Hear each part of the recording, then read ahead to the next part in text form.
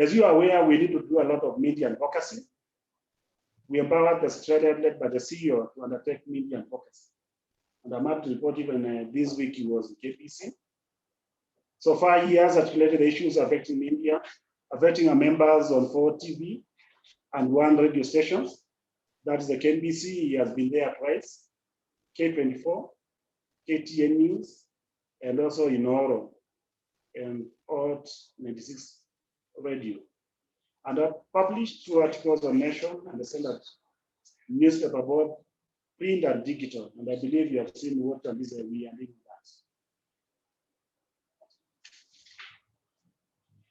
Means of water response, KPLC has already been advised not to disconnect water supplies during the COVID-19. And we have that letter with us. The ministry is pursuing the pressure on subsidy to support on water treatment of chemicals, which actually is a major challenge, at least we are facing. And the last protocol issued by the ministry advises consumers to pay bills saved to the vulnerable in the informal settlements. In other words, the people living in informal settlements, those are the ones that at least we are going to give them free water. The other customers, they are mandated, and they should honor and pay their bills.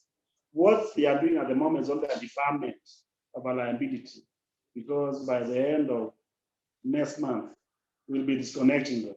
So at least what you need to do as members, we need to encourage and lead the customers, corporate ones, and the big consumers to honor their payments so that we can have something, so that we can survive on during the period we are facing this animal called COVID-19.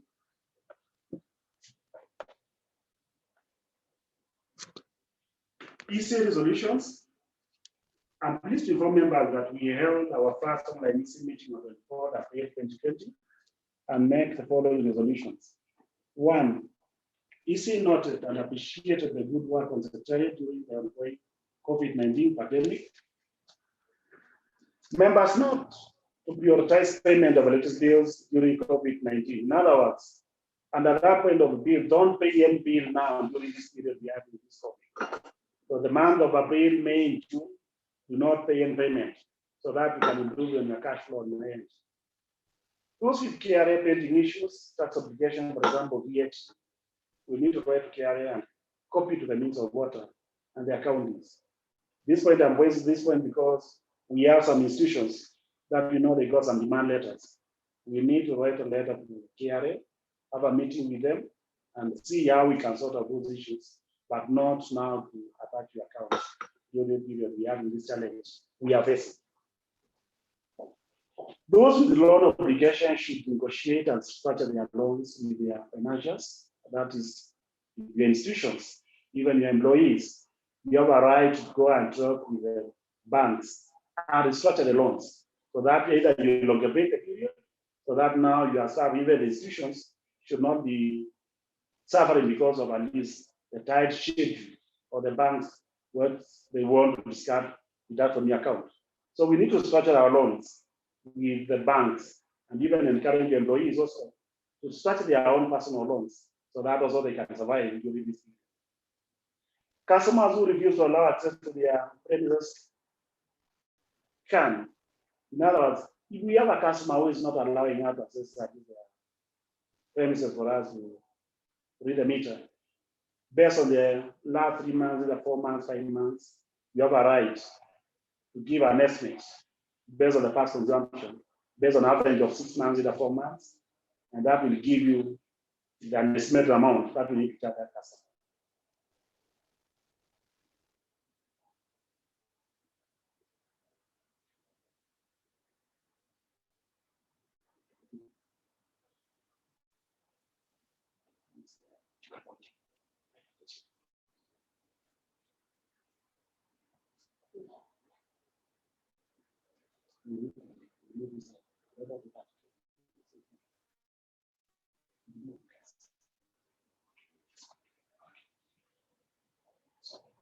Sorry, members, we had some technical issues here. We request them to send their meter readings. In fact, if they ask customers who have denied our employees to access their premises, they have a right also to take a photo of the meter and send to you. Based on that, you can also update in your system so that you can be the customer.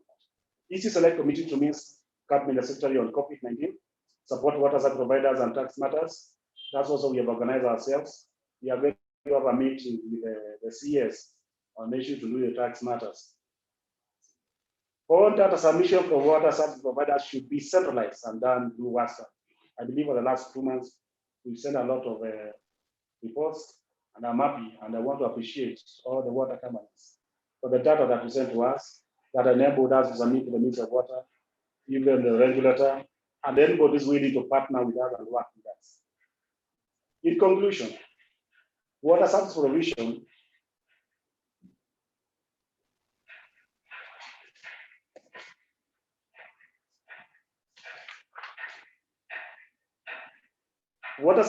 be different, not. In conclusion, what I want to make the members that, and this I'm happy, that for the last 2 months, despite the challenge that we are facing, we've been able to supply water to customers. We've been able to give our customers water, despite this animal called coffee. And I believe that at least we are going to continue to give the customers water. And our plea to the ministry is that at least we are going to knock more doors the ministry. I had a meeting with the PS last week, and I emphasized to him that if we don't get chemicals within the next 2 weeks, chances are we may not have water towards the end of this month. And I'm happy to report that they are working on how to bring water, how to bring chemicals for us, so that we can continue providing this essential service to our customers. Basically, those are the major things that I wanted to bring to your attention, and those are the things that we've been able to do. And now at this juncture, I'll be handing over now to the CEO so that we can go to the next agenda. Or in case there's any clarification questions, we'll be free to raise those questions as we've been guided by our experts here. So that also we can solve the issue that we want. For now, I want to hand over now to the CEO so that we can continue.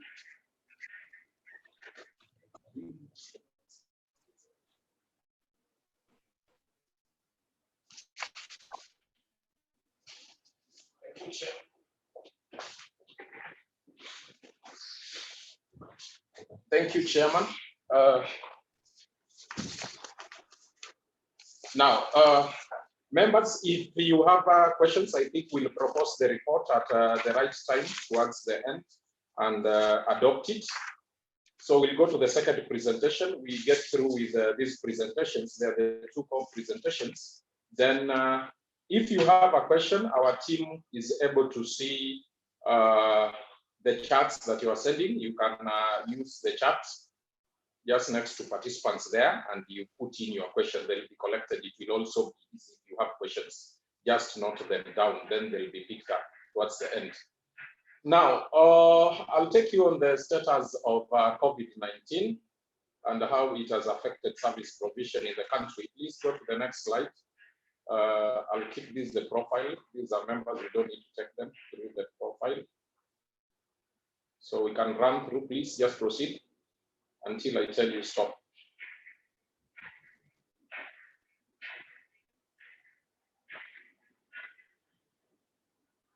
Go on.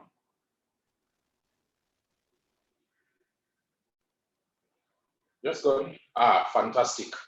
Now, just to bring to your attention that we are aware this animal that the chairman has talked that COVID-19 is now one of the greatest challenges that is facing the world at the global scale. And this is based on the worldometer. I think it has changed because these were figures of yesterday. They keep on mutating each and every minute. We have 4.4 million infection cases, and we have close to 300,000 deaths. The good news is that we have almost 1.7 million recoveries. So active cases, we are talking in excess of now around 2.4 million. So the first COVID-19 case in Kenya was declared on 13th March 2020. So as I'm doing this presentation, it is now basically 2 months, the 13th of this month. So we are just into the 3rd month. So currently these infection cases is 737, but these are changed. This was the figure as per Wednesday. have been identified. In Kenya, the good news is that we have 281 recoveries, 40 deaths. Active cases are 416. So to further escalate containment of COVID-19, the government of Kenya has been issuing directives and protocols to fast-track its containment. And 4 counties have been identified to have had high cases of COVID-19 virus. And these are currently under lockdown, including Nairobi, Mombasa, Kilifi, and Kwale. And further measures have been escalated to lock down specific places, like in Nairobi here, we have Isili has been locked, Old Town in Mombasa, we are aware of this. Now, this one has prompted us to look at the protocols issued by government that have a specific bearing on water and service sanitation provision. One is the suspension of disconnection of water supply to customers with outstanding bills for 3 months effective April 2020. So that one has had a very, very vicious impact on the sector, and also provision of free water to the vulnerable persons in the informal settlements. Now, because of this, we have been forced to take a number of initiatives, which you are well aware. So because water supply and sanitation provision plays a very, very fundamental role in protecting human lives in or during infectious diseases outbreak, including COVID-19, which is an infectious disease. So we are in the front line as water utilities, and we are told that the best remedy to deal with this virus is to wash hands on running water with soap, because that one breaks the outer layer of the virus and it immediately kills the virus. And that is why hand washing is very important. So the first initiative water service providers have taken is the installation of hand washing points in strategic places that are prone to traffic.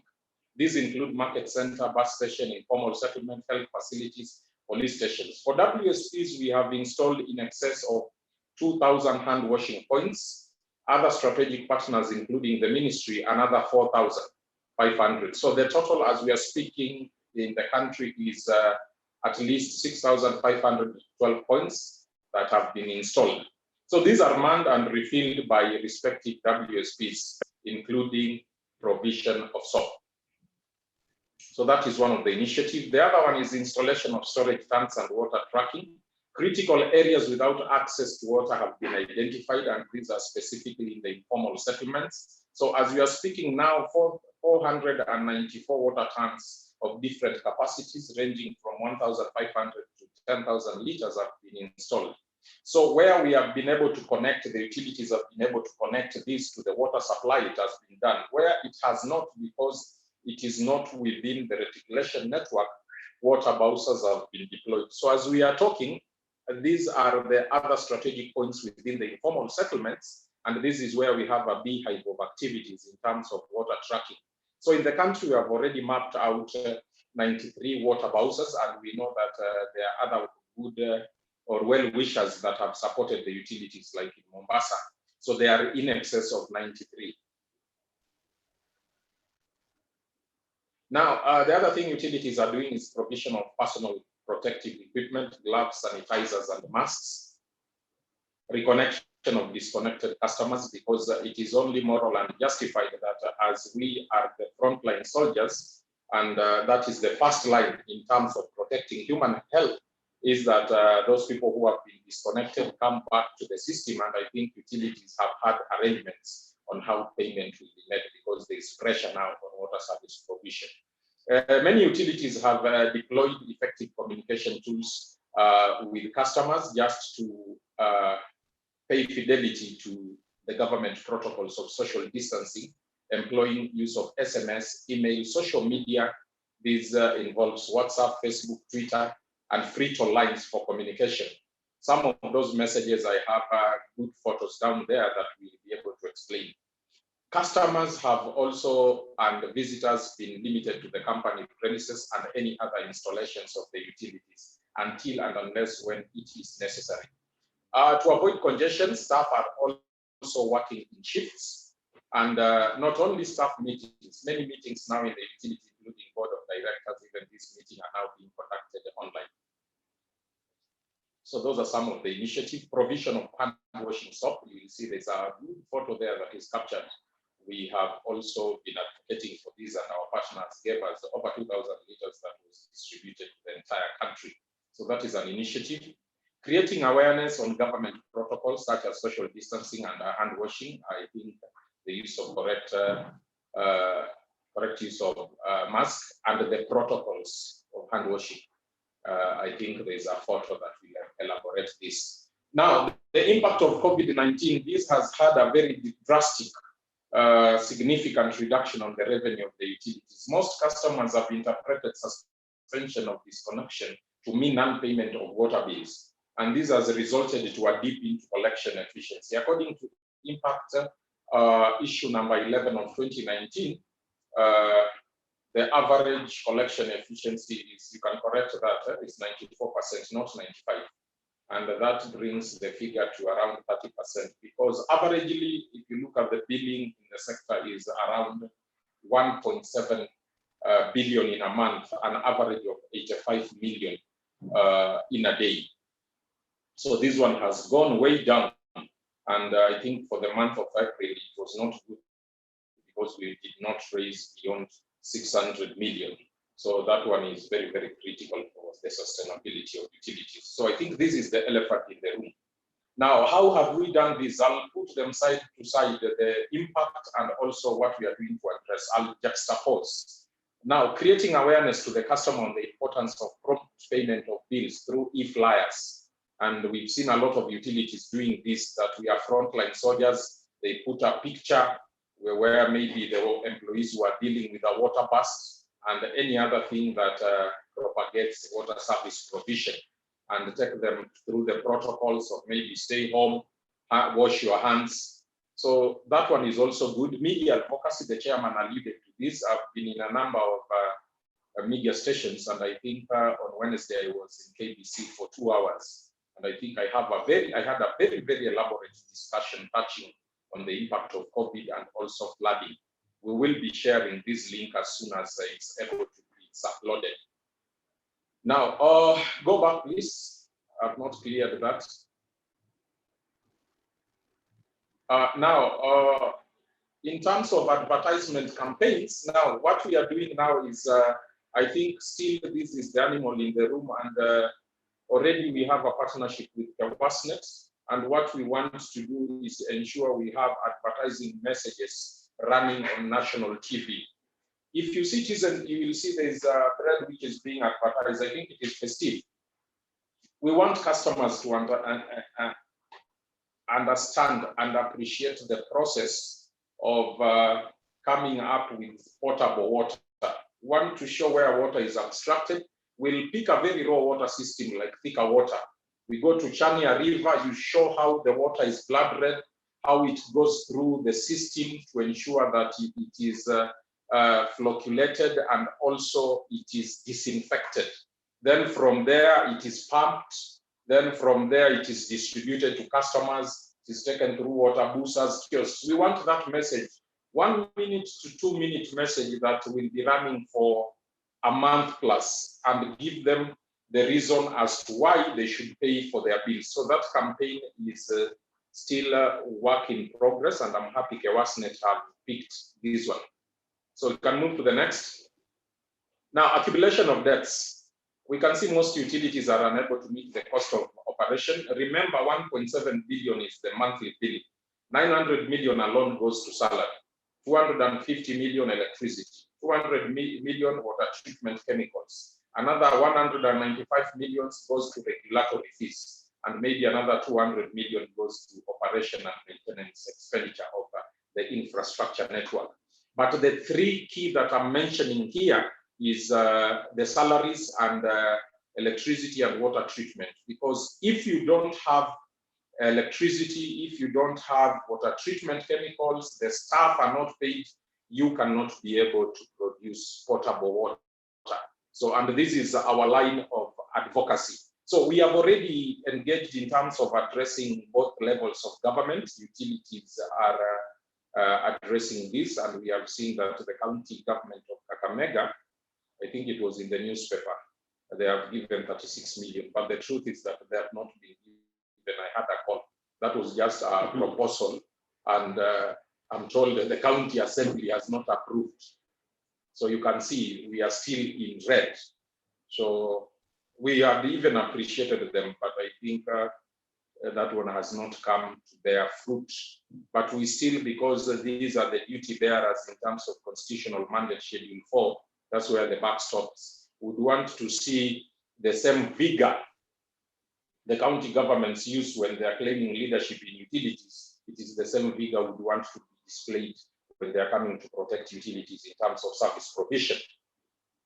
Now, we have engaged the Ministry of Water and Sanitation, and we have had, I think, a number of meetings. Myself, I've had countless meetings every now and then with the Cabinet Secretary and also the Principal Secretary and the Water Secretary. And they have said for electricity, that's why we are not paying is we have already secured, as the chairman had said, the suspension of disconnection of water supplies. But the problem, this is accumulating. So you see, post-COVID, we are also into a challenge that the power will come and hit the utilities hard. But what they have assured us is that they are pushing for chemicals. So that is what we are relying on with the Treasury. In terms of other development partners, World Bank has picked this up and we are happy. They engaged us when they were doing their concept in terms of what do we deal with during COVID and post-COVID. And I gave 2 fronts that what we need is support in terms of operation and maintenance expenditure. And there are 3 items: electricity, water treatment, chemicals, and staff salaries. I've been assured by the Water Secretary that this is at an advanced stage because funds are available at Treasury for World Bank, which are able to support the utilities. So that is what they are working on. But this cannot come directly to the utilities. What will happen is that to support the liquidity of the utilities, this money will be given through Water Sector Trust Fund because they're able to give conditional grants. So WASREB and WSTF. So ensure that you give the right information, the liquidity report. Ensure if it is not with WASREB, ensure it is there so that you don't miss on that allocation, because it is WASREB that will give that advisory to WSTF. Then that money will be wired now to the utility for chemicals, electricity, and also payment of staff. So to me, that is good news from the development partners. JICA have already picked the issue of chemicals, and I think they have agreed they are going to support a number of utilities. They have not told me how many utilities, but they'll be coming. The last email I received last night, and whatever they will have, then we'll be able to call the utilities that will be identified, but we would love to ensure every utility, because we know this is strenuous. It is difficult for you not to be able to supply water at this time. Now, we have also done a memorandum to Senate. There's a COVID committee there, and we have also done a memorandum to Treasury. And we have also partnered with other members, like I remember Sanjeev, we gave our input that was sent to the High Commission of India. The MD Kisumu also, we gave a memorandum that was presented to one of their members of parliament. So we are escalating this everywhere. We need support at this hour because we are on our knees. We are on the deathbed. We have worked with Sanivation. I'm happy that you gave your response. And we have had a number of webinars with the chair of Water Sector Technical Group. The development partners is USID, and we have had discussions. Still, this one is not concluded, but we expect some support also from them. We have been able to link up with American Water Works Association. There are resources that they have in terms of COVID-19, and see if we can partner on capacity building of our utilities. This is courtesy of Salvation. KEWASNET, we have had a webinar in 5 countries, and I presented the Kenyan situation. That was on 7th May 2020. Yesterday, we had a state of wash webinar during COVID-19, and I also presented on behalf of utilities. Nanyuki will also lead a presentation. Now, the other impact is supply of free water. This is an enormous challenge. Currently, it requires 300 million to serve the informal settlement. And remember, this is what is being quoted in quote free. There's no free water. There are expenses involved in its production. Already, if you look at the informal settlement, this is an area which is heavily subsidized. So utilities are being forced to use water tracking. So how do we address this? Members, I think this is the opportune time that we have been hardly hit, and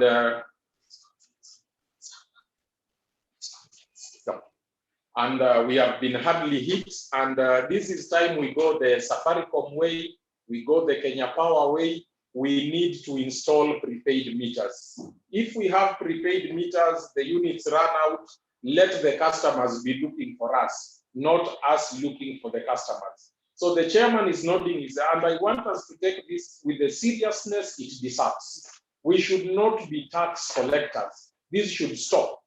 And even the issue of free water is because you realize we don't have prepaid meters. Nobody is talking of free power. Me, once my units run out, I have to look for the units. So if they want to give people free water, let them pay for the units. So I think this is our cardinal duty. We have to see a way of how we will deal with that. Let's move forward, please. Now, the other challenge is non-budgeted items. We are not budgeted as utility for supplies of water through water tracking and washing units, and also personal protective equipment. So going forward, I think we need contingency plans, even in terms of flooding. You've seen most of the intakes, like we are talking on Chania River, Thika was submerged.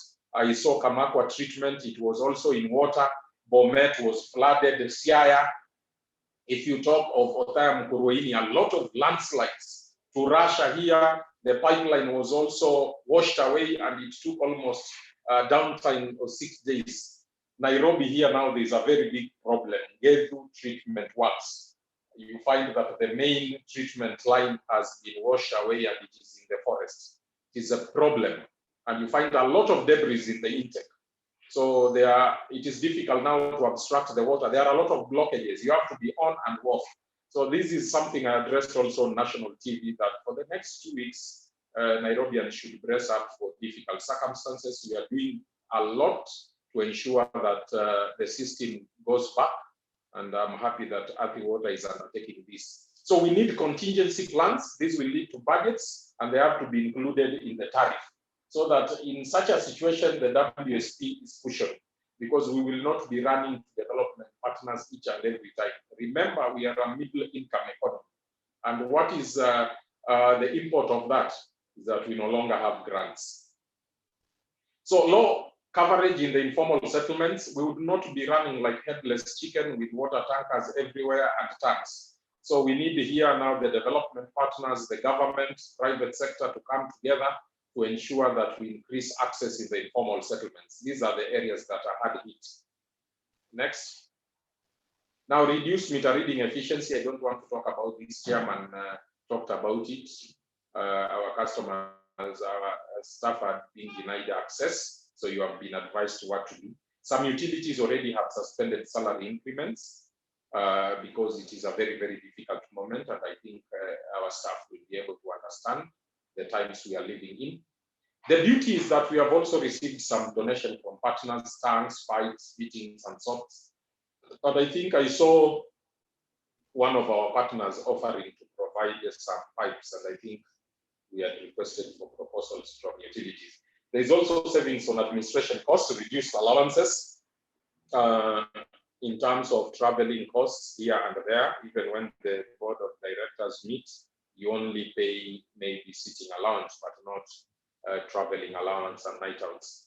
So that picture, you can see our cabinet secretary. This, I think, should be one of the boreholes. Engineer Muguna will confirm. There are 20 boreholes which have been proposed just to augment water supply in Nairobi. Next. You can see those are hand washing units. I think this one is for Thika, donated by Bidco. The MD will confirm. Then you can see the water secretary there and CEO CPF. This is the liquid soap which was distributed. The chairman is also there. I think he was addressing the fourth estate about this, and the MDs who are present. They say a picture speaks 1,000 words. Now this is a water boozer in Kikuyu distributing water. This is water tracking. Now, this is what I was telling you, customer awareness. You can see, stand with COVID-19 frontline soldiers. And this is an employee of Nakuru Rural. You can see and you can assume what has happened there. There should have been a bus there that was being repaired. So we stay at work to ensure your taps have running water. Kindly pay your water bills to enable us continue serving you. So we encourage all utilities to coin these messages. Stop COVID-19, wash your hands, stay at home, stay safe, sanitize. But for sanitizer, it has to be 70% alcohol. So hand washing with soap remains the most recommended and are recommended by WHO as a very effective way of combating COVID-19. So on the right, I was on KBC addressing the issue of COVID-19, and I think this one, the link has already been shared. You can see another one now from Nyeri. This is giving the protocols of hand washing. Proceed. Now, the other thing that we're encouraging from the webinar yesterday is that how is our utilities getting capacity building in terms of wearing of masks? I think this has been a challenge. I didn't know, if you look at the masks, it has an aluminium lining. So that aluminium lining should face up. Initially, me, I didn't know I was putting it the other way, so, the other way around until I had to Google on the net. So I think this is very important. How do you dispose? And what we are proposing is online capacity building, and we will be partnering with our members. Keep Your Africa is ready to give a training on occupational safety, health, and environment. It is true COVID-19 now is an occupational disease. You can imagine the anguish, the mental torture staff are going through, not sure of getting the next salary, and also not sure if they are likely to contract the disease. So I think this is an area that we need to address. Apart from the economic effects that we have, we also need psychosocial support to our staff. A stressed worker is an overload to the organization. HR experts put it that way. So for the OSHE, we are proposing 3 days a week. That is Tuesday to Thursday. And this is 2 hours per day for 3 weeks. So that is 18 hours. So 2 hours maybe between 2 to 4 because we still have a curfew.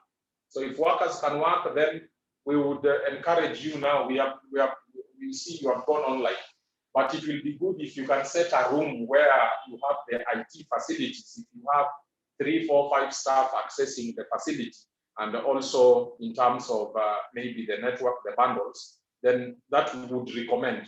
So that the truth is that let us not expect a lot of changes for now. We need to move now. This is what is called the new normal. Water service provision will not stop. We will not stay at home and expect changes. We have also, let me go back. We also have to ensure that we proceed. Like Waspa, we are back in office because we have to move on. And I can assure you, Nairobi is now 80% back with all these, whatever they are talking of the lockdown. But Mama Mandazi is on the street. Work is going on.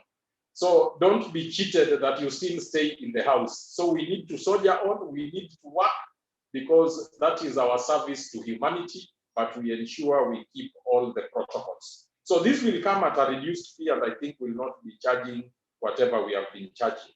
But knowledge has to be disseminated, knowledge has to be shared. We need to keep the capacity, we need to equip our staff. We cannot continue being in limbo. So in conclusion, I think Chairman has already given the conclusion, and I don't want to repeat it. But I think there is something that Chairman didn't mention.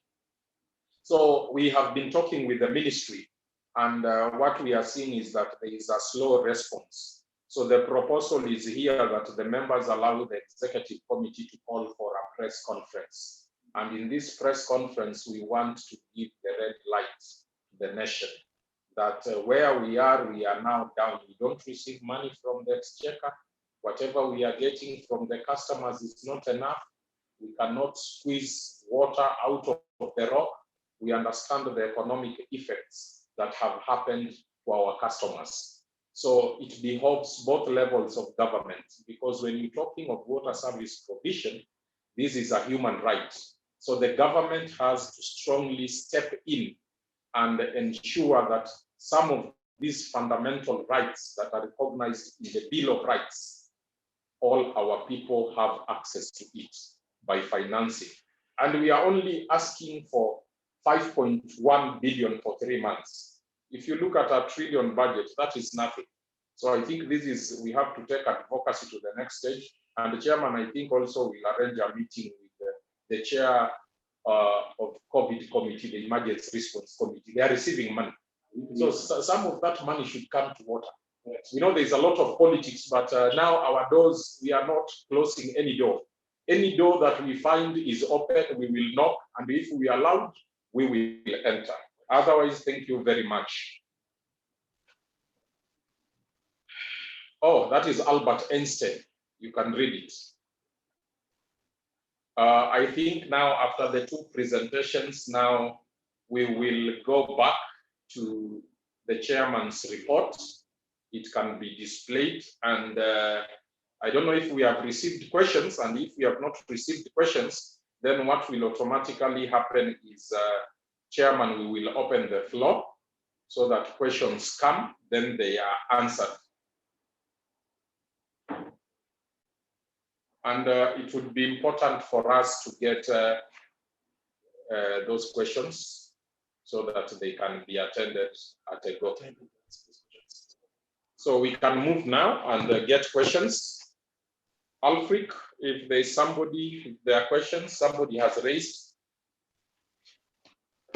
Maybe first on the chairman's report, we need to get a proposer and a seconder before it is discussed for adoption. Kindly, can we get a proposer for the chairman's report? Similarly for the CEO's report, and a seconder for the chairman's report. I see we have Moses Kenya raising his hand. I'm going to unmute Moses Kenya. Alfred, I'm not getting you. We have Moses Kenya raising his hand. I've unmuted him to say something. Engineer Kenya, go ahead. Is a proposer for the chairman's I'm proposing report. The chairman's report. Thank you, Engineer Kenya, our vice chairman. A seconder. We have Winfred Mbai there. Winfred Mbai, go ahead. You can talk. Winfred Mbai, MD Machakos. Thank you very much. Now the chairman report is adopted for discussion. Questions on the chairman's report? Contribution, compliments?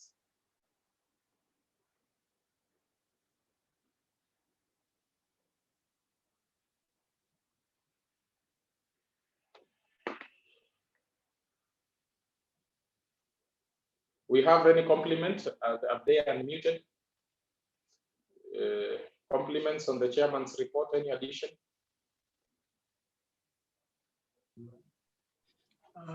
The chairman, your report must have been perfect. There is no question. It means they happen because of the power inside. CEO Kevin Kihara. Oh, Kevin Kihara, you can proceed. What?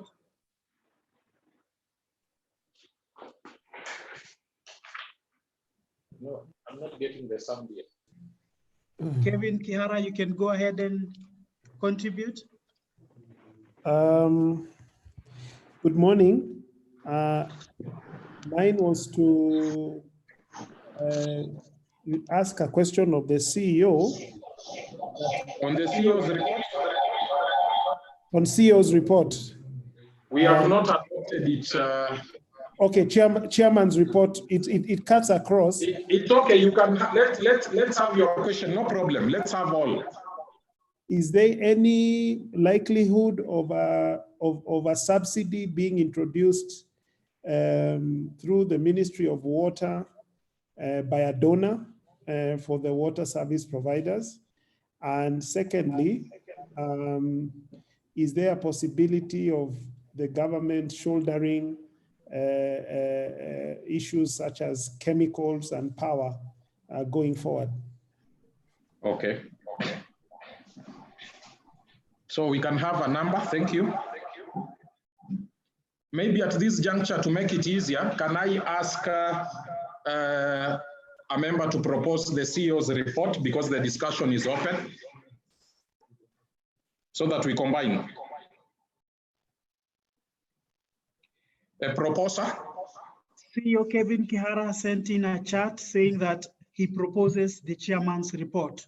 Okay, okay, Bwana Kevin Kihara, thank you. A seconder? CEO, we had Engineer Kenya seconding. Engineer Kenya? Yes, Okay, yes. Thank you. And then we have a question from Sanjeev. Okay, Sanjeev has a question. Proceed, Sanjeev. Sanjeev, go ahead, you're unmuted. Yes, thank you. In fact, the phenomenal work by WSPs is really remarkable. Though most of the work what I have seen is towards the operations. What I am requesting is there a kind of an insight on the infrastructure which these WSPs already have and which requires some revamp?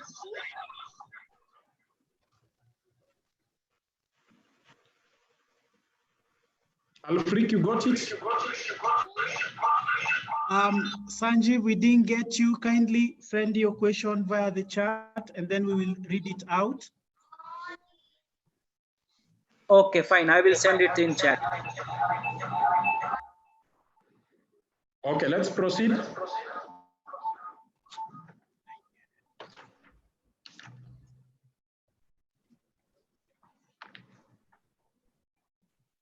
More questions?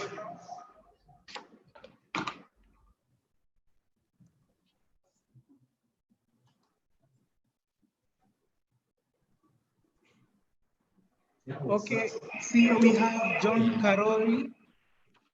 Or MD Karuri Water. You can proceed. John Karori, go ahead.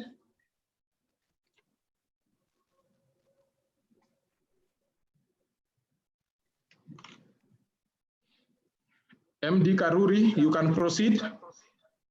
John Karori, unmute your mic and give your contribution kindly. Okay, thank you very much. Good morning, everyone. Mine is a compliment, first of all, to the executive of Waspa for the push that they've done towards this mitigating measures for COVID.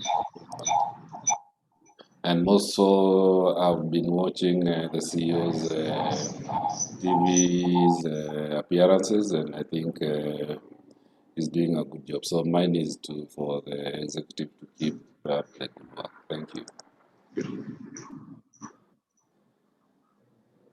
Thank you, MD, for that compliment. The executive receives it. CEO, we have a Fantas Minor. Who? A Fantas Minor. MD Kirinyaga. You can proceed. Yes, morning everyone. Good morning to you. On the issues of subsidies, I wanted to know about the subsidies on chemicals from the ministry. I wanted to know maybe how far is it, because it seems even in on the local suppliers we are having challenges on the availability. Local suppliers? Having also challenges of availability of chemicals locally. Okay.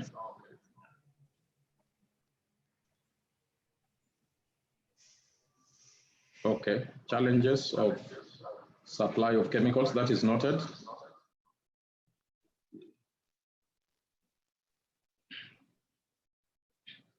Any other question, Alfred? CEO, not any that I can see. Members, you're allowed to contribute at this point. Please raise your hand. Remember to raise your hand. Can we take those ones? Okay, okay. As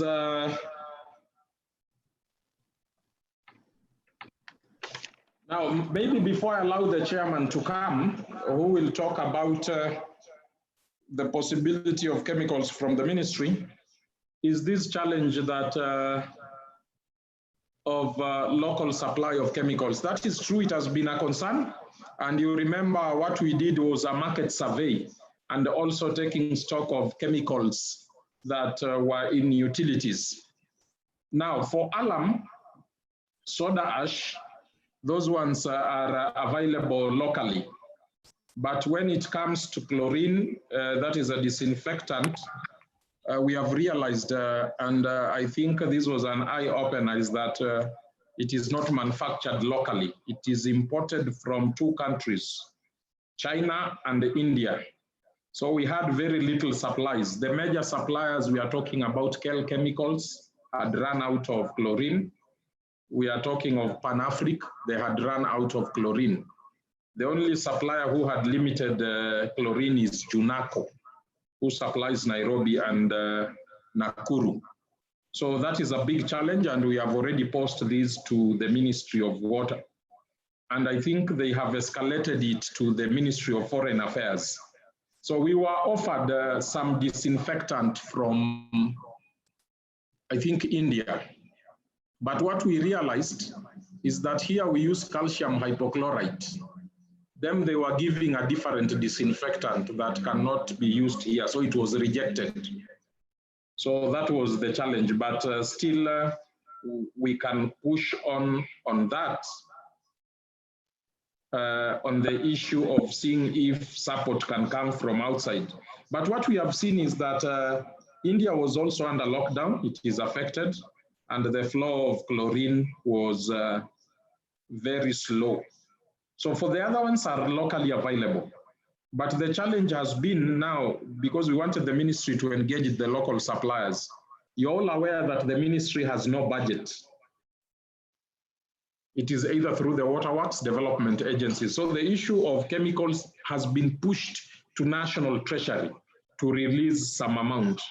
So that one, I think the cabinet secretary told me, Anthony, if it is anything that I can vouch for utilities, it is chemicals. The PS also gave me that assurance.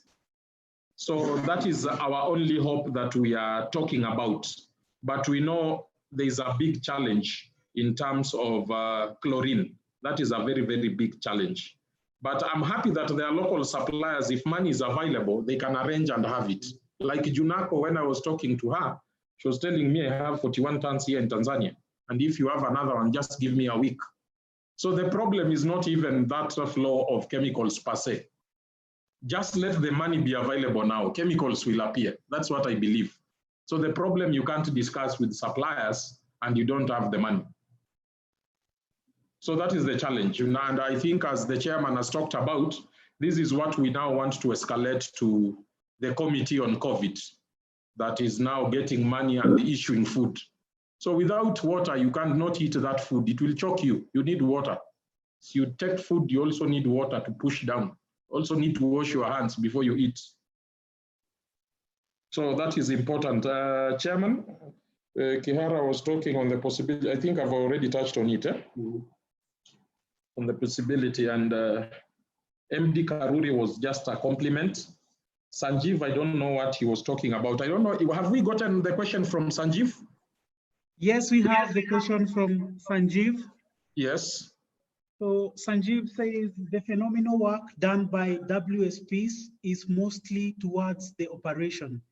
Is it possible to have the insights on the capacity of WSPs in terms of their infrastructure and the need for revamp and expansion? This will help in diverting the attention of agencies ready to provide financial support. The capacity. Chairman, will pick that one. There's also another one from Margaret Minor, MD Limuru Water. Maybe what you do, Alfrika. Okay. Can you repeat that one so that the chairman takes it for Sanjeev? So, okay, Sanjeev says The phenomenal work done by WSPs is mostly towards the operation. Is it possible to have the insight of the capacity of WSPs in terms of the infrastructure and the need for revamp and expansion? This will help in diverting the attention of agencies ready to provide financial support. Thank you very much. Let me respond on those two issues.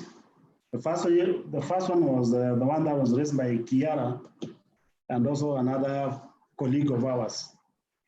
I want to make it clear that the memorandum that you wrote to the Minister of Water, we asked for 3 items. Kenya Power bills, if they can pay for us, chemicals, and subsidy for salaries if possible. KPLC, what they did is the information we got, and I want to make it clear for members here, is that the PS, when you requested for the payment of the power bills, in the meeting that usually all meetings, it came out clearly that the Treasury was of the opinion that they cannot release funds from the ministry, from Treasury to the Minister of Water, and then Minister of Water get released again to KPLC. And what, at the end of the day, the conclusion meant was clearly that they will not pay for the power bills. However, they wrote a letter clearly stating that the power bills for the next 3 months will not be disconnected. And that communication is clear from the peers of energy to the CEO of Kenya Power. And that communication, we have it. And that was done to the parent ministry, to the Minister of Energy. So the only subsidy that we are chances are we are going to get is the chemicals. And this is the one that at least we are pushing for them so that they can buy for us. The communication that I had with the PS last week was clear that chances are the people who are steering this COVID committee, a lot of attention has been given to the health workers. It's not, they are not giving a lot of attention to the Minister of Water. And that's the reason we're asking members to allow us, we call for the press conference next week, so that now we can raise our issues and articulate clearly the challenge we are facing and the importance so that people who are making those decisions, they can allocate some funds for these chemicals to be bought, as much as we've been told they are going to be bought. But the question we want to know is by when, and when are we going to get those chemicals? And that's what we are pushing, so that now the government can allocate funds, like the CEO has said, and when the funds are allocated, suppliers are men who can supply these chemicals. And that's why we're pushing for it. So members, I believe you are going to authorize us, we have that conference next week, so that now we can push these guys and let the whole world know. If they miss water, they should not blame the water companies. They should now blame the government itself for not availing chemicals to us. Because all of us, we've seen the cash flows has gone down. Now, regarding the capacity and regarding the last question raised by Sajiv, regarding the operations, I want to make it clearly, the mandate of the water service providers is to make sure we provide waters to customers.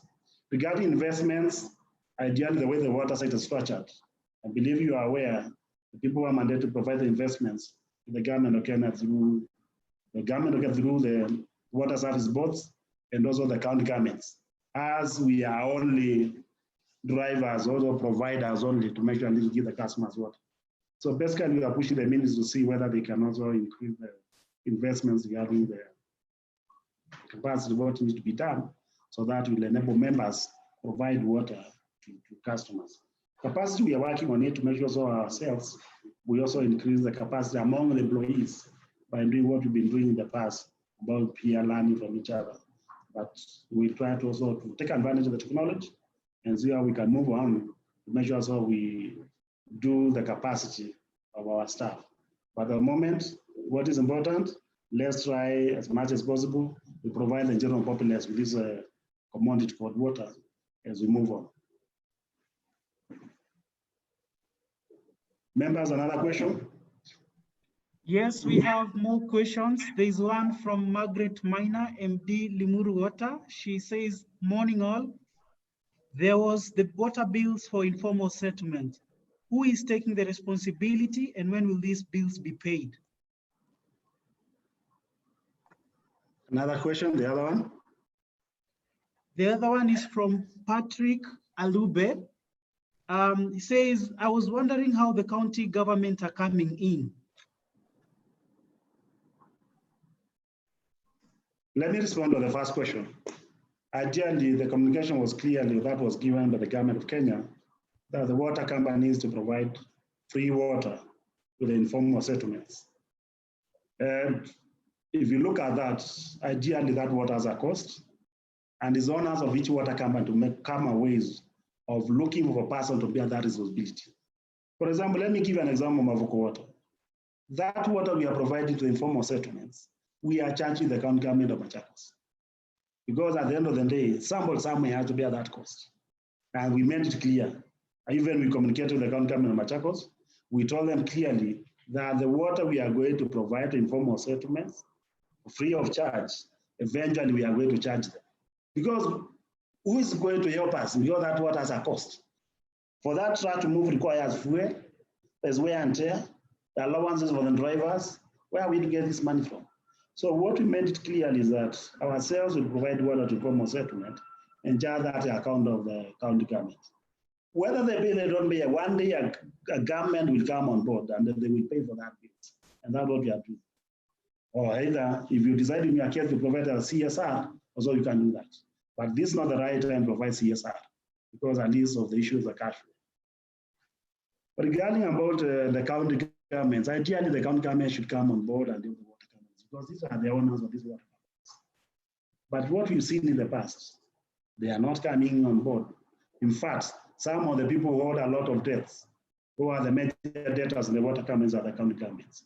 We need to persuade them, irrespective all of us where we are, so that they can come on board and pay and honor their own bills. Even forget about the subsidy.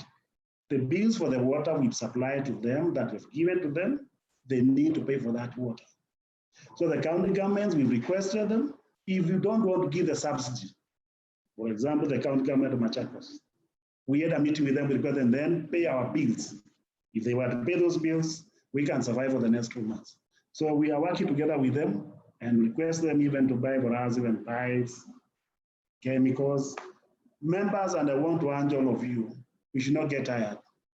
Write as many letters as possible to them so that at the end of the day, you not be blamed that we have never raised your concern to the respective county governments. Whether they provide now or not, document it clearly and have a file for them that you requested for subsidy, you requested for water pipes, requested for sewer pipes, and then other thing that you can get from them. And then at the end of the day, we take the ball to their court. And that's what I want to urge members. Write letters as many as possible to them because they purport to own these water companies. And you cannot be the parent who cannot take care of a child. Every parent should take care of his children.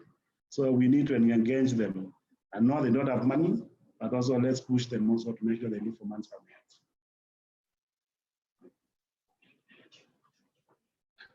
now. So I would like to bring the CEO on board to answer the other question. Thank you, Chairman. Alube, I've seen your add-on to that question. What you're saying is the national government. It is, and if maybe you missed part of my presentation, we are not escalating these to the national government alone. Of course, the gatekeepers of water service provision, according to Article 4 of the Constitution, not Article 4, Schedule 4, is the county governments. They are the duty bearers in terms of water, sanitation, and service provision. Water service providers are agents of the county government. So here the principal is the one who has to bear the brunt. But you saw that even most county governments are the ones who created problems for us. Instead of supporting utilities, there were proclamations and declarations of free water. So the sufferings that are bedeviling the utilities now are from proclamations from some of the county governments that people will get free water. And when they were saying this, no resources was allocated because there is a cost. So what we have done as an advocacy and a pressure body at the national body, we are bringing the pressure to bear to all institutions, both national and county governments. You've had the chairman, already he's billing his county. We expect in terms of water that is being provided free to the informal settlements. And you see, the worst would be the government of Kenya to keep off. But the truth is that this is a global problem.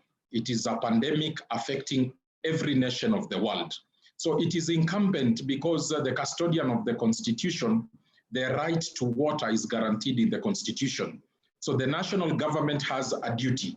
That is why we are bringing the national government, we are bringing the county government, and we have sought support, not only from the development partners, but even from the civil society. Bwana Alube, this is a fight. In Kwaho, if you can provide us any support, we would appreciate. WSPs are bleeding. This is giving MDs sleepless nights. I can tell you, it is not easy. Floods on the other side, lack of chemicals, you can't pay staff, and you have a pandemic. So it is not easy. And that is why we are saying we will knock any door, and if it is opened, Bwana Alube, if you can open Ekwaho's door and give your contribution in terms of this fight, we will welcome it gladly. So I think if there are no further questions, we would want to move to the next stage in terms of the agenda. Thank you for that engagement, members. I think that one has come out clearly. So the push is on. We will go to any door that is open. Our next assault is on the emergency committee, and we want to meet them and explain them to them very clearly, because they have money. You cannot just be dishing money for food. We also want them to give us chemicals and any other support that they can give. So if you look at the agenda, now we need to move to the environmental matters affecting water and sanitation. And the first one is the issue of pollution. Maybe I give a brief background. I think this is not new to us, but what has prompted this is the managing director of Nairobi City Water and Sewerage Company already has been arraigned in the court of law. I think what has happened is that his legal team has already rebutted this and taken it to the High Court, and I think a stay has been given so that for some time, because he was to go and take a plea. But if you look at the allegations, is that is pollution of water sources. And I think these one, members, we need to put it clear, because when you look at utilities, we are dealing with the municipal sewer system. There are solid wastes and the other effluents like chemical industry effluents, unless they are connected in our system. So if you have a homestead in Mathare or a household in Mathare there that is releasing already waste to Nairobi River, then who takes responsibility? Is it the managing director of Nairobi Water? Then that will easily escalate to Mombasa, Kericho, Kisumu, because ordinarily the coverage of sewerage is 16%. So where is the 87%? So the other institutions that are involved in this debate, WRA and also NEMA. So I think it is important that members dispense this matter, and I'll allow the chairman to come in and share the wisdom of the executive of what they were thinking to do. Because this is a matter that affects not only Nairobi, but it affects the entire country. And what we are saying that if on flimsy grounds like that, you can just remove an MD, then we will not have a sector. We have ourselves to blame, but they have to be very, very practical issues. And it should not be seen that certain institutions are isolated in this fight. Several institutions are involved, and each institution has to bear its responsibility. So Chairman, you can come in, and I think that one will go ahead together with flooding. We know our intakes have submerged, and we can see and hear what other utilities are also doing this discussion. Chairman. Thank you, CEO. Members, I want to bring this issue of the environment, which is really for the issue. And I think what has been there is that the weakest point NEMA they have been taking is they usually take the water companies as though they are the polluters, but we are not the polluters. And I think this is the second time they are doing a lot of ambush to us. The other time they did that, they were looking to arrest me, even I remember late last year. But ideally, the truth of the matter is where there's no conventional sewer line, we should not be blamed ourselves. But the major thing that we've seen, the moment the CS for environment goes on television and says, or makes some utterance, the following day we shall see the CEO of NEMA coming to raise an MD of a water company. And this needs now to come to an end. Because, for example, where we have solid waste management, that's not the work of the water company, but that's the work of the county governments. But when it rains, those solid waste, those solid come to our system. Others also go to the stormwater, and eventually we are being blamed. As members, I want us to do is work in unity. We need also to face these guys of NEMA, because some of the projects are the ones who have created these problems, whereby they allow individuals even to construct industries where there's no sewer system. And when they start discharging the effluent to the rivers, now they come blaming us. They expect us to do what? And there's no infrastructure. So those are the issues we need to address with them, and I'm proposing we need to have a meeting with them, like the meeting that we had last year. When they came for me, organizer, and I went there, and I had a meeting with one of the senior guys there. And I told them clearly, you know the polluter, but they themselves cannot go to the polluter directly. The easy targets are empty. Why are they coming to us? So where there's no conventional sewer system, we want to make it clear that they should not be coming to us. In the event of a blockage, blockages are normal to appear. And that's the reason we have these guys who do unblocking of our sewer system. Anything that has been made by a human being can block. So where they have seen a blockage of a sewer, they should give us time to do unblocking, and then the sewer flows. It is not our wish or our desire to see wastewater flowing to a river. Remember, the people who are downstairs are our own brothers, our own sisters. We don't want to suffer. But what we've seen in the past, they come running to us and arrest us. Yeah, the infrastructure, the owners of infrastructure, who are the county governments and also the water service board, used to own them. Now they have been transferred now the county governments. They have not put even a single cent to do expansion, because these towns are growing so fast. We've seen them doing a lot of expansion, but the expansion does not correlate with the infrastructure that was constructed. And it's high time that's the issue of the expansion of the sewer infrastructure system need to be done. And they know the people mandated. And instead of going to them, they come to us. So those are the issues we need to raise all of us when we are sober, and not somebody to take advantage and come to arrest an empty. So in the case of Nairobi Water, what we did ourselves at Waspa, we were enjoying that case, because what has happened to Munguna will happen also to another MD, another area. And we will not allow MDs to be running up and down, fearing this institution called NEMA. We need to work with them. But basically, they are taking advantage. They are making MDs not to go to their offices. We don't want that. So we are going to organize a meeting where we want to meet these guys on NEMA, and we have a meeting and address all those issues that we feel are not fair to us. They are putting pressure, putting blame to the wrong person. At the end of the day, all of us, we should work for this country because it's our country. And we plan how we can clean the entire system that at least we are facing.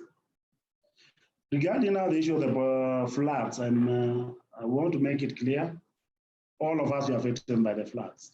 And what we did is that we've seen a lot of people running up and down. We've seen some requests being done by some water service boards.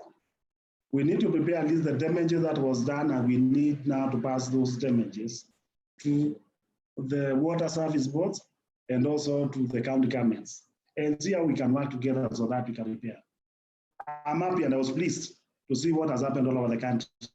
All of us in our own small ways, trying to make sure at least we bring the normal system back to system, to make sure the customers get water. But where we require a lot of challenge, like what is now facing Nairobi Water, I'm happy. And I had a meeting on Monday on Tuesday with the CEO of the water, and I'm happy with what is doing in Nairobi Water. Even ourselves, where you are coming from, we also need to engage the respective water service boards, because still the government of Kenya is working through them. They are the ones being given money for infrastructure. We need to push them to make sure that they come and aid us. I'm happy in our case. I don't know the other water service boards. I've visited another water service board requesting a rough estimate of the damages that has been caused by the floods, so that we give them, so that they can forward to the ministry, so that now the ministry can request some funds so that this money now can be allocated and disbursed to the water companies, because we don't have money ourselves, but at least the little we have is what we are struggling with. And we need somebody to come and refill where we took that money from. So we need to work, all of us, to make sure this is brought normal system back to the system, customer to continue getting water. I know it's a challenge because nobody's supporting us, but document that cost. And we agree it should be given the water service and the county government, both of them, so that they can come and make sure they also pay back. If a county government does not give you that money, then be the account, charge the accounts, so that at the end of the day, when they'll be having some cash, one day they pay you money. So don't expect that capital expenditure, and then you keep quiet. Debit the account of the county governments, charge them. Let one day have a meeting with them, we tell them this is what we did, and you reimburse us this money. So the best thing of what we are doing, all of us, even the water we are giving for hand washing, make sure you charge the county government. Yes, the only thing we can do as a CSR is those hand washing units that we bought as water companies. And we tried during this difficult time. We bought and handed over all over the country. And I'm happy to report the ministry is so happy with what our water companies have done. But on the other side, where you spend a lot of money, don't keep quiet. Charge somebody to bear that responsibility. And that's the government of Kenya and the county governments who are mandated to be infrastructure, the owners of infrastructure. So basically, that's what I want to bring to your attention. And we've taken a lawyer that at least we paid. I believe the CSO has paid almost a deposit of 100,000 in the case of Nairobi Water, because all of us, if we allow Nairobi Water to suffer alone, then even ourselves will suffer. The Bible says, strike the shepherd and the sheep will be scattered. If they finish with the Munguna, even all of us will be finished. And we should not allow Munguna to go down. When we are there, we will fight with these people. And that's the reason we need to have a meeting. A cordial meeting, we discuss issues openly, and handle these issues once and for all. We don't want these NEMA guys to be coming to us. So with those few remarks, I want to hand over now to the CEO to take you to the next agenda.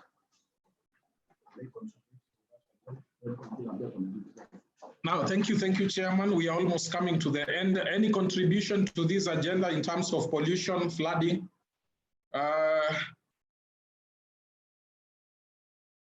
MD Limuru, Margaret, I know you are very passionate with the issues of the environment.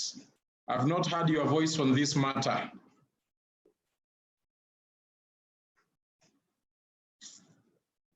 And any other contribution coming from the floor? Alfric? Alfric? Yes, CEO. Yes. Any contribution from the floor? Not yet. I heard you mention Margaret. Members, we have gone high-tech. This is streaming live on YouTube.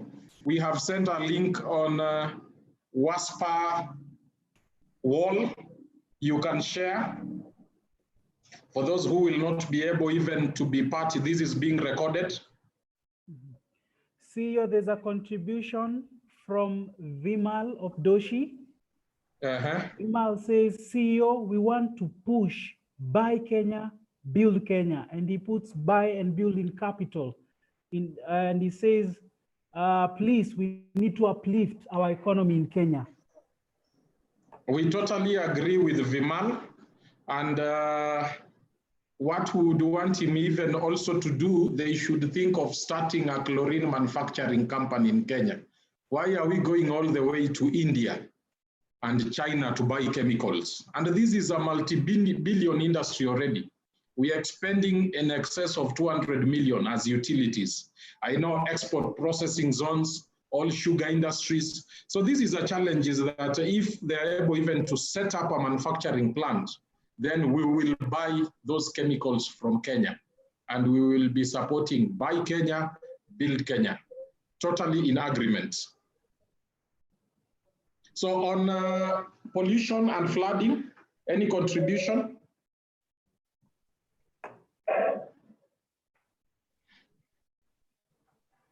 Members can give us their take. Any experiences?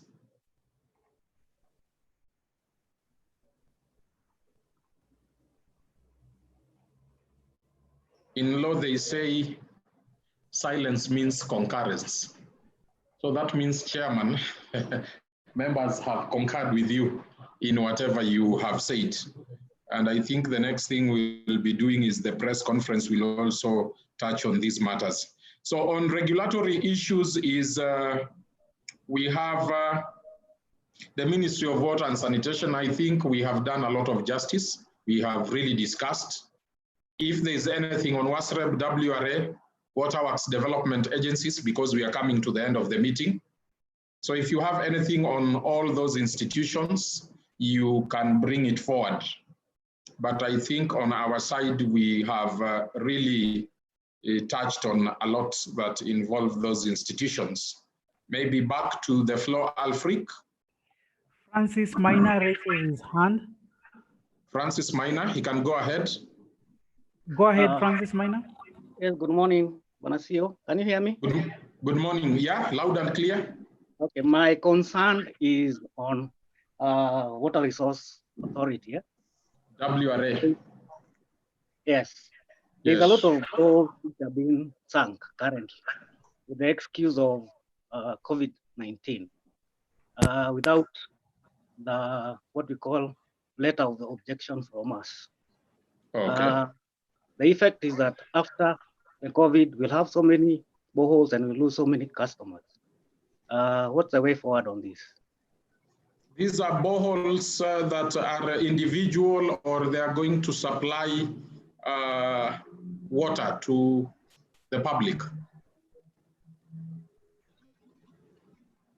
Most of them have been sunk in institutions, public institutions, hospitals, dispensaries. Okay. They've been done by the county and also the waterworks agencies without protection.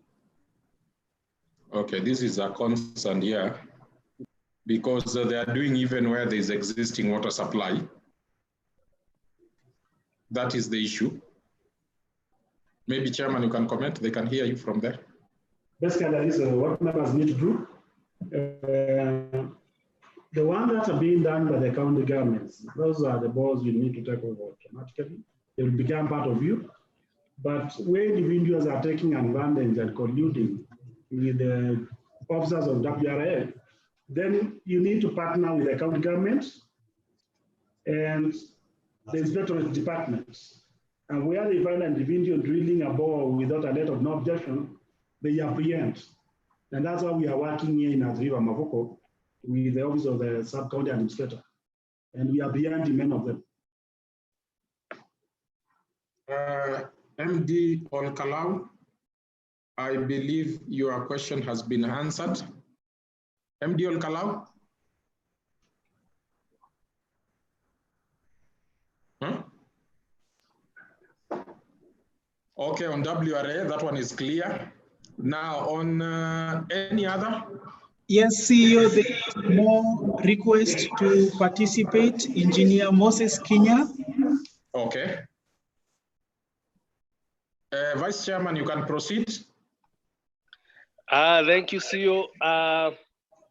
Mine is a suggestion that we have been asked to waive bills to informal settlements.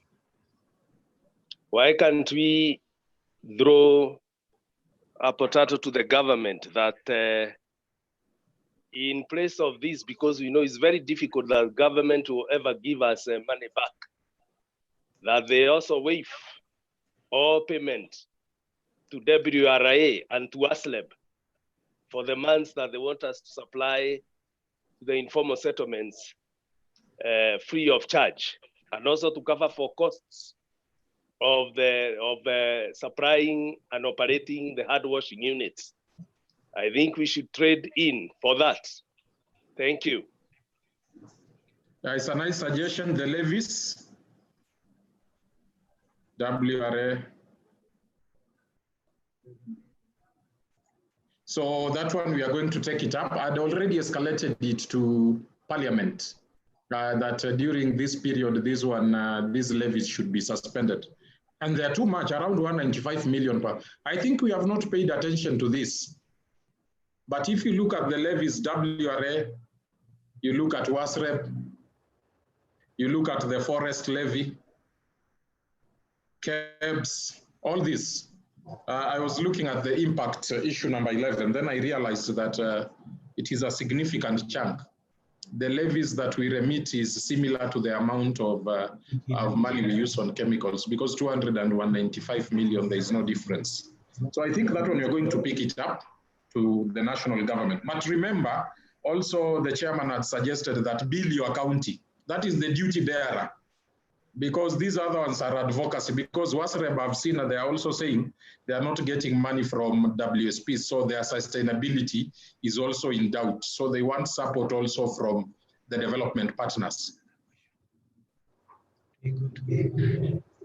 So any other? Okay, CEO, there's another one from Joseph Mbelia. He asks, yes, Bwana CEO. He's asking a question, speaking, or is written? Yeah, we got that one here from the chat. He asks, has any WSP benefited from the Waterworks Development Agency with COVID-19 fund? Now that is a question we are pushing to members.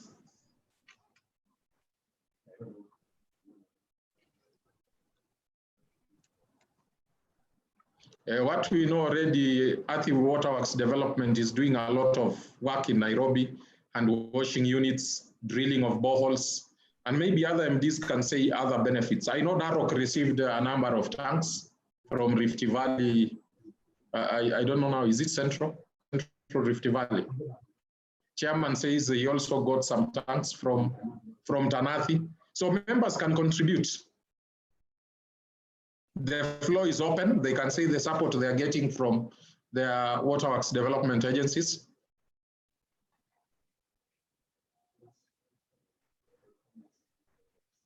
Okay, Joseph Peter, go ahead. Yeah. Thank you, Bwana CEO. I can attest to it that Athi Waterworks Development Agency has given us quite a number of tanks, at least 10 in each utility, and also some hand washing soap and sanitizers. So Wonderful. Waterworks are doing quite a good job. Thank you, thank you, thank you. Thank you, MD Githunguri. Any other? Okay, there's Vimal from Doshi has wants to say something. Yes, Vimal, please go ahead.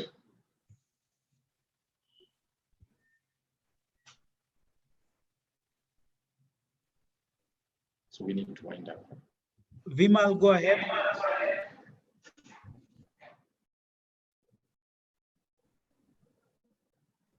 Hello, Vimal, your mic is unmuted. Go ahead. Margaret Maina, thank you. We have seen you have received support on the chat box. Cost, Malindi is saying nothing. MD Olkalau, they got 15 tanks.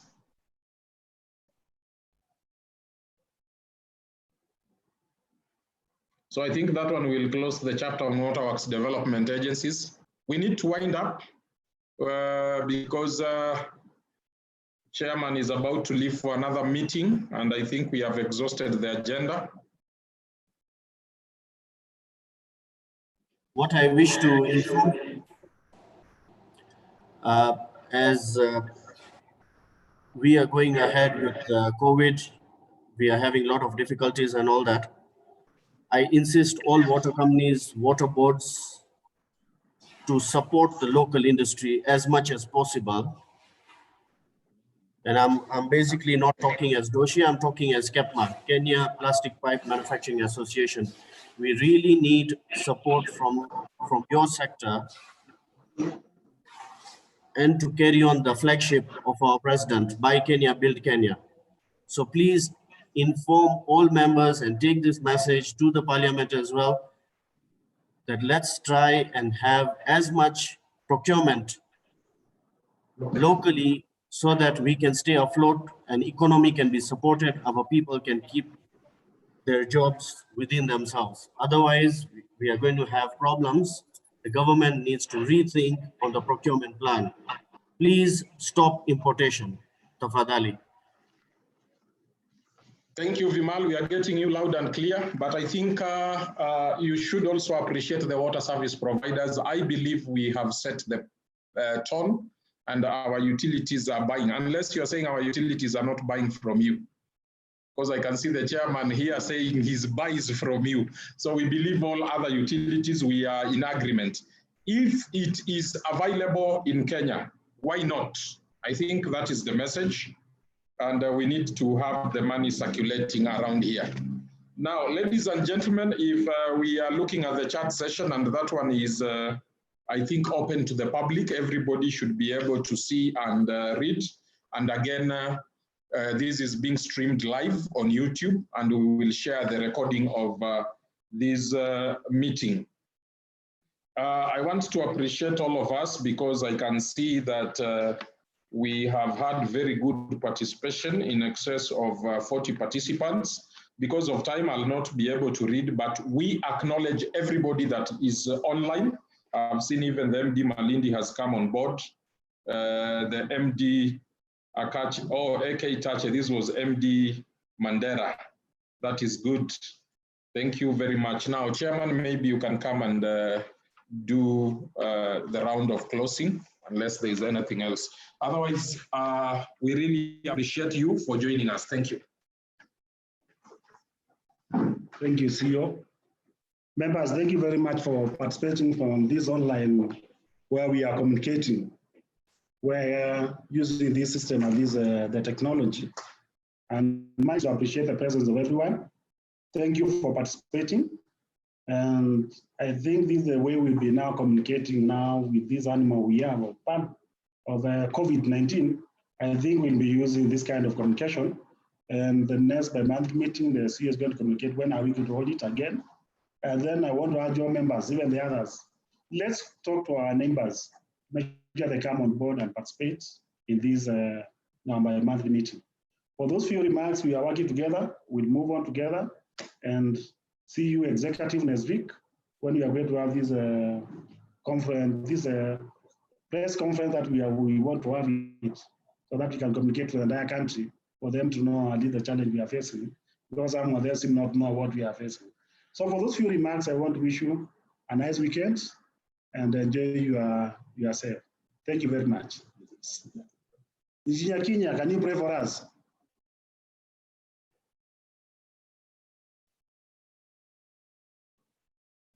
Engineer Kinya.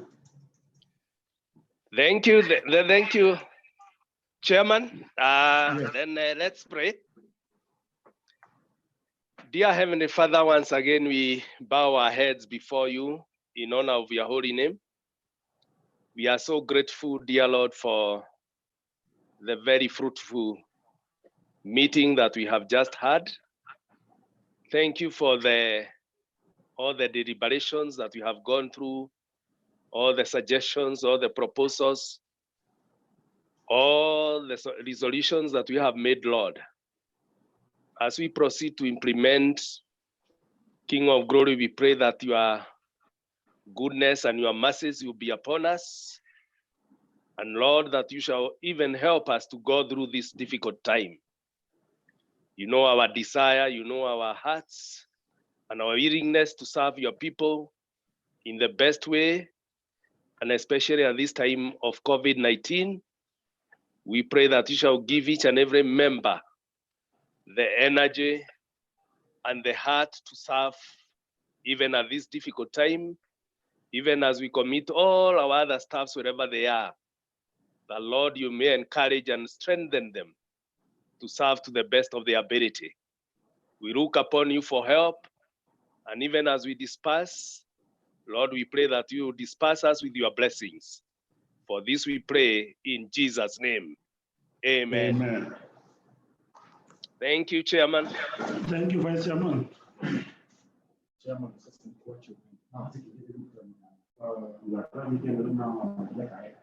I look for you maybe.